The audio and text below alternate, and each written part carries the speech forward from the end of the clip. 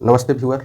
आज का विषय बहुत हृदय विदारक, शोकाकुल एवं दिल दहलाने वाली विषय पे ये वीडियो है, जो कि महाराष्ट्र की राजनीति के चाणक्य कहे जाने वाले शरद पवार जी के भतीजे अजीत पवार, अजीत दादा नहीं रहे। आज उनका एक विमान दुर्घटना में क्रैश होने से उनकी स्वर्ग प्राप्ति हुई। उन्हीं के बारे में हम जानेंगे कि कैसे ये घटना हुआ। आइए, इससे पहले भारत में बहुत लगभग 6-7 राजनेताओं ने विमान दुर्घटना में उनकी मौत हुई। क्या कारण से मौत हुई उसके बारे में जानेंगे, लेकिन पहले हम उन घटनाओं को जो वर्तमान में हुई है उसका हम तरोताज़ा कराते हैं। याद करते हैं 8 दिसंबर 2021 भारत के पहले defence staff general Bipin Rawat साहब, इनका हेलीकॉप्टर क्रैश से मौत हो गई थी। उसके बाद याद कीजिए, ये हाल फिलहाल 21 जून 2025 विजय रूपानी, जो कि गुजरात के भूतपूर्व सीएम थे, और वह अपनी बेटी के पास लंदन जा रहे थे मिलने, लेकिन एयर इंडिया का विमान जो है उड़ने के कुछ ही घंटों बाद वहीं गुजरात में ही अहमदाबाद एयरपोर्ट के बाद ही क्रैश हो जाती है। उसमें उनकी मृत्यु हो जाती है और चंद दिनों के बाद आज का वह काला दिन 28 जनवरी 2026 अजीत दादा, जिसे महाराष्ट्र के चाणक्य, बेहतरीन पर्सनालिटी, कड़क मिजाज के पुरोधा अजीत दादा की इसी विमान क्रैश में मृत्यु हो जाती है। आइए हम समझते हैं। इनके लिए हमने एक हेडिंग कोटेशन बनाया, हेडिंग दिया है, मंजिल पहुंचने से पहले बिछुड़ गए दादा। दादा मंजिल पहुंचने से पहले बिछुड़ गए दादा। दादा अजीत पवार काफ़ी जाना पहचाना नाम महाराष्ट्र के लिए। वर्तमान में ये महाराष्ट्र के उप मुख्यमंत्री थे, और इसकी परिचय की बात करूं तो ये महाराष्ट्र के कद्दावर नेता शरद पवार के ये भतीजा थे। शरद पवार जो कि राष्ट्रवादी कांग्रेस पार्टी के बहुत ही कद्दावर नेता, और ये बहुत से शासनकाल में ये कृषि मंत्री से लेके बहुत से पद पे इन्होंने रहा।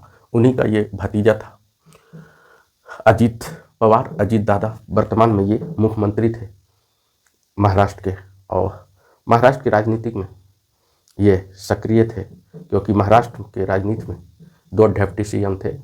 एक एकनाथ शिंदे जो शिवसेना से टूट के आए, और ये भी अपने चाचा की पार्टी से अलग होके जो एनसीपी से, और अभी वर्तमान में देवेंद्र फडणवीस जो बीजेपी के नेता हैं, उन्हीं का कहानी है अजीत पवार। इनको एक्चुअली महाराष्ट्र में अभी वहाँ पंचायत चुनाव है, और पंचायत चुनाव में उन्हें एक सभा को संबोधित करने के लिए जाना था।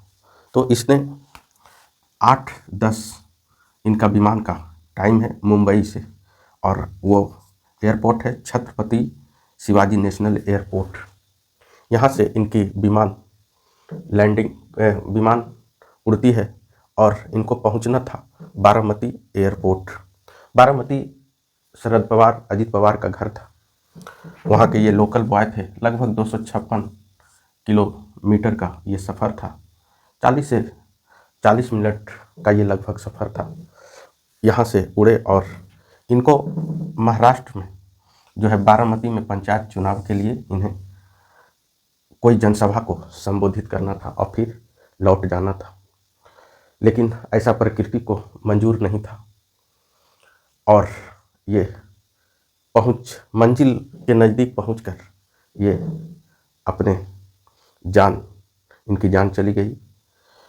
जिस विमान में जा रहे थे ये चार्टर्ड प्लेन था। एक्चुअली चार्टर्ड प्लेन जो है वीवीआईपी लोगों के लिए ही होती है, जो पैसे वाले लोग होते हैं उसके लिए होते हैं। उसी में ये VR venture private limited company का यह विमान था। लेरजेट 45 XR था। यह चार्टर्ड प्लेन था, 9 सीटर प्लेन था और डबल इंजन वाला प्लेन था। लेकिन जब आपकी किस्मत खराब होगी तो कोई सब सिस्टम फेल कर जाती है, और यही अजीत दादा के साथ हुआ। जब 8:10 में ये 8:45 में बारामती एयरपोर्ट पहुंचने वाले थे तो पायलट को लगा, क्योंकि ATC से इसका सिग्नल था, मौसम महाराष्ट्र का, मुंबई का साफ था, बट बारामती में धुंध के कारण इसे रनवे सही से नहीं दिखाई दिया। और एक बार तो फिर रनवे नहीं दिखने के कारण एयर ट्रैफिक सिग्नल से उसे उतरने का मौका भी दिया गया, लेकिन धुंध के कारण ये उतर नहीं सके।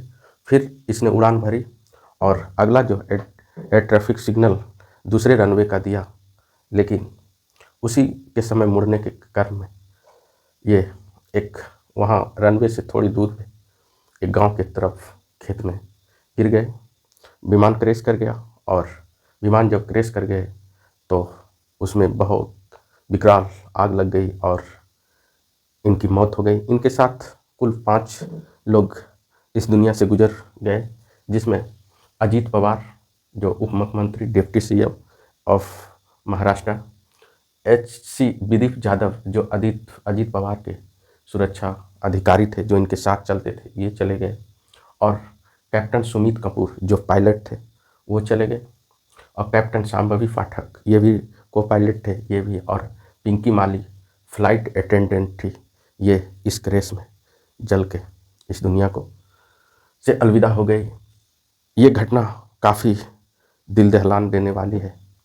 लगभग इधर हाल के दिनों में ये काफ़ी हृदय विदारक घटना है, क्योंकि अभी जस्ट जून की घटना, एयर इंडिया का विमान जिसमें 245 लोग सवार थे, क्या मस्ती में जा रहे थे, कुदरत को क्या मंजूर था कि उस विमान में जो है क्रैश कर गया। बहुत लोग, पूरे परिवार भी खोए, किसी का बेटा गया, पोता गया। तो सरकार को इन सब चीज़ों पे संज्ञान लेना चाहिए, इस पे सोचना चाहिए कि आखिर ऐसा क्यों हो रहा है। जांच का विषय है, जांच करनी चाहिए। ये आज का इस हृदय विदारक घटना के साथ ये टॉपिक को समाप्त करते हैं, और फिर इससे बाद वाली वीडियो जो है विमान हादसे के बाद हम किस से जांच करते हैं उसके बारे में हम बात करेंगे। तो thank you so much, all the best, good night.